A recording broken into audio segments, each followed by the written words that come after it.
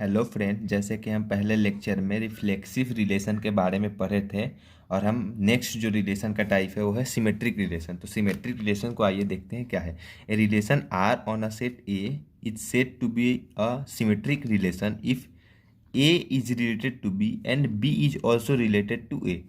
It means that A and B are also related element of R and B and A are also element of R for all A and B is element of R। जैसे कि पहले भी lecture में देखे थे कि जो ये सिंबल है इस किसके लिए सिंबल है, फॉर ऑल के लिए हम लोग इस सिंबल को यूज करते हैं। ठीक है, अब आइए हम लोग इसका एग्जांपल भी देख लेते हैं। सिमेट्रिक रिलेशन है क्या आखिर में? सिमेट्रिक रिलेशन है, मानिए कि let we take a set of A in which elements are 1, 2 और 3। हम लोग एक सेट ए लेते हैं जिसमें 1, 2 और 3 एलिमेंट्स है। ठीक है, तो दोनों में 1, 2, 3 हो गया। इसको अगर हम आर के साथ रिलेट करते हैं तो 1 से 1 का होगा, 1 से 2 का होगा, 1 से 3 का भी होगा, फिर 2 से 1 का होगा, फिर 2 से 2 का होगा, फिर 2 से 3 का भी होगा, फिर 3 के 1, 3 से 2 और 3 से 3। ठीक है, फिर हम लोग लिख लेंगे कि रिलेशन क्या क्या है। 1, 1 है, 1, 2 है, 1, 3 है, 1, 2, 1 है, 2, 2 है, 2, 3 है, 3, 1 है, 3, 2 है और 3, 3 है। जैसे कि अगर हम लोग को कुछ बड़ा रिलेशन दिया हो, एलिमेंट दिया हो, 10, 15, 20 का एलिमेंट दिया हो और हम पता करना हो कि रिलेशन कैसे निकालेंगे और कितना नंबर ऑफ रिलेटेंट इसमें होगा रिलेशंस, तो हम लोग क्या करेंगे, जो नंबर ऑफ टर्म होगा किस में, इन ए, उसको हम लोग मल्टीप्लाई करेंगे number of term in B और फाइनली हम लोग पता मालूम चल जाएगा कितना नंबर है। जैसे कि इसी में देख लीजिए 1, 2, 3 इधर है, 1, 2, 3 इधर है। हम लोग अगर इसको मल्टीप्लाई करते हैं तो 3 × 3 कितना हो जाएगा, 9 हो जाएगा। आइए हम लोग देख लेते हैं 1, 2, 3, 4, 5, 6, 7, 8, 9 हो गया। अब आइए इसका कुछ एग्जांपल देते हैं। सिमेट्रिक रिलेशन इसमें से कौन होगा, हम इसे देखें। जैसे कि देखिए सिमेट्रिक रिलेशन में होता है कि अगर ए और बी आर का एलिमेंट है तो बी और ए भी किसका एलिमेंट होना चाहिए, आर का। बस यही कॉन्सेप्ट है हमारा सिमेट्रिक रिलेशन का। अगर ए और बी आर का एलिमेंट है तो बी और ए भी आर का एलिमेंट ही होना चाहिए। जैसे कि देख लेते, जैसे कि 1 और 2 इसमें है। ठीक है, 1 और 2 यहाँ पर है ना, तो 2 और 1 जो इसका अपोजिट होगा, 2 और 1 इसका ये भी आर का ही एलिमेंट होना चाहिए। ठीक है, फिर हम लोग देख रहे हैं 1 और 3, तो 3 और 1 भी यहाँ पर है।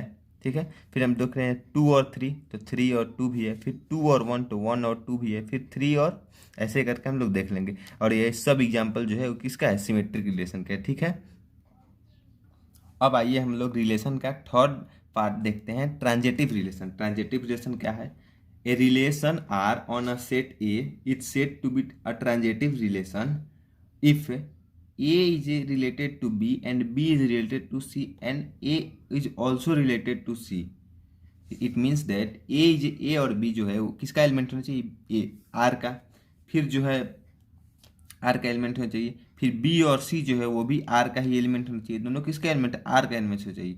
और जब ये दोनों R का एलिमेंट होंगे तो जो A और C होगा वो एक्चुअली क्या होगा, वो भी R का ही एलिमेंट हो। आइए हम लोग ट्रांजेटिव रिलेशन के कुछ एग्जांपल्स भी देख लें। जैसे कि हम लोग फिर से एक सेट ले रहे हैं, उसमें सेट में एलिमेंट है 1, 2 और 3 का। ठीक है, ठीक है, फिर जो ए है और ए दोनों तरफ ए है, फिर इसको आर के साथ हम लोग रिलेट कर रहे हैं। तो फिर इसमें भी क्या होगा, जैसे हम लोग फर्स्ट और सेकंड पार्ट में भी किए थे कि 1 के साथ 1 रिलेट होगा, 1 के साथ 2 भी रिलेट होगा, 1 के साथ 3 भी रिलेट होगा, फिर 2 के साथ 1 भी रिलेट होगा, 2 के साथ 2 भी रिलेट होगा और 2 के साथ 3 भी रिलेट होगा, फिर 3 के साथ भी 1 रिलेट होगा, 3 के साथ भी 2 रिलेट होगा, 3 के साथ भी 3 रिलेट होगा।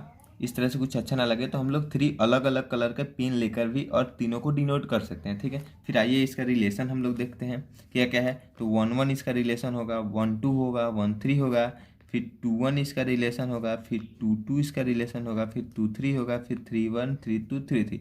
फिर अगर हमको फिर पता मालूम करना हो कि इसमें नंबर ऑफ टर्म कितने हो आर का, तो फिर हम लोग क्या करेंगे, number of terms in A किससे मल्टीप्लाई करेंगे, फिर उसको मल्टीप्लाई करेंगे number of terms in B, और फिर फाइनली हम लोग मालूम चल जाएगा कि इसमें कितना रिलेशन बन रहा है। ठीक है, अब आगे हम लोग देखते हैं कि ट्रांजिटिव रिलेशन का एग्जाम्पल, इस रिलेशन में से ट्रांजिटिव रिलेशन है कौन आखिर में। फिर देखो जो है ये यहाँ पर 1-1 रिलेशन किस में है, यहाँ पर है, ठीक है। 1-2 जो रिलेशन है वो भी यहाँ पर है। तो फिर देखो यहाँ पर जो 1 है और इसका भी 1 है, दोनों क्या है, सेम है। तो फिर क्या बोले थे उधर कि अगर हमारा 1 और 2 सेम हो, ठीक है, और 2 और 3 सेम हो, तो इट मीन्स इसका मतलब क्या है कि 1 और 3 भी सेम होगा। मतलब इसमें दोनों में 2 कॉमन है, तो यहाँ पर क्या फिर 1 और 3 सेम हो जा रहा है। तो यहाँ पर भी 1 कॉमन है, तो फिर 1 और 2 क्या हो जाएगा, सेम हो जाएगा। मतलब 1 और 2 भी इसी में होगा। तो देखिए यहाँ पर है हमारा 1 और 2, ठीक है। फिर नेक्स्ट अगर हम देखें तो 1-2 ले लिए और 2-3 ले लिए, तो 2 और 2 फिर तो यहाँ पर कॉमन हो जाएगा, लेकिन 1 और 3 जो है वो यहाँ पर है, हाँ है, ठीक है।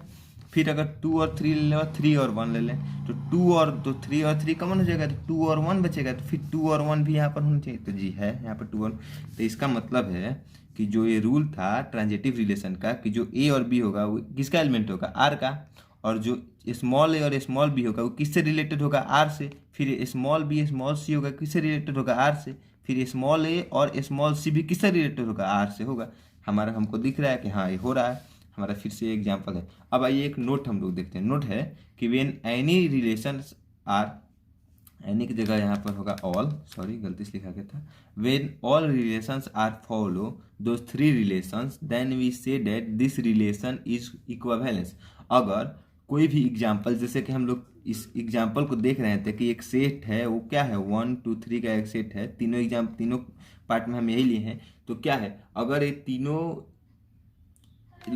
रिलेशन को फॉलो कर रहा है तो क्या कहेगा, ये इक्विवेलेंस रिलेशन भी हम लोग इसको बोल सकते हैं। तो हम लोग तो इसको पहले भी देख चुके हैं कि जो रिलेशन है ये तीनों रिलेशन को फॉलो कर रहा है, तो हम लोग क्या बोल सकते हैं, hence the relation the set of number 1 और 3 1 2 3 आर ऑल्सो अ